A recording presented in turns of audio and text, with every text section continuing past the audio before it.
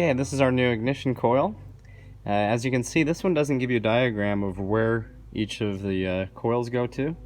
So the best thing to do is match it up, basically just mark all of these or take them off and plug them onto here and then put it in place. But it just takes these 7mm bolts here, there's 4 of them just on the corners here.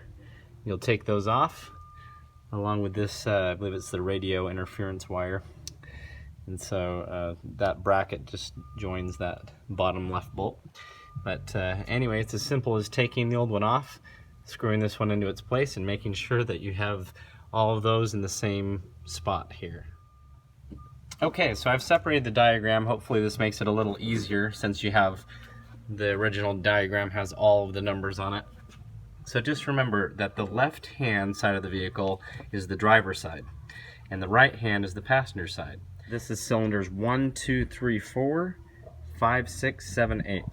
Okay, so the driver's side is going to have cylinders 4, 8, 7, 2 in that order. And then the right hand passenger side is going to be cylinders 1, 5, 6, and 3. Okay, so that's how these need to be run. Okay, so the ignition wires are really easy to take off. You just pinch these and then you pull up on them.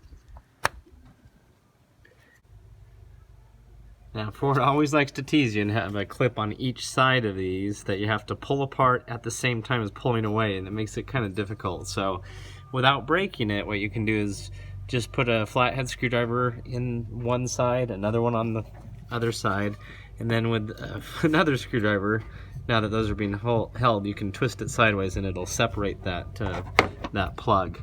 But you just have to pull it off while pulling those two apart at the same time. So you can get creative or you can have a friend help. Now they don't want to label these side by side because they're selling them all as one piece and it would probably mess up their inventory, that kind of thing. So I've gone ahead and written down with a marker, and who knows, it might wear off, but anyway, I've written the cylinders that this coil pack is going to go to. I'll do the same on that side as well. Okay, passenger side, same thing, 7mm bolts. Took them all out there. Unplugged this. This was already broken on one side, so it's easy just to pull the one tab. And now we're just removing that coil pack. We'll replace it with a new one. Okay, now just plug this back in. And plug these back on if that's all you're doing. And remember, we did number these. If you want to do it, I have seen people do it, it looks kind of funny, but they'll draw the number of the cylinder that it goes to on each of the tops of these. It's a good idea. That way you don't have to be digging down in here to try to find it. Then to replace them, you just line it right back up in there and you'll push down and hear a click. You just want to make sure that these tabs on each side got back underneath it.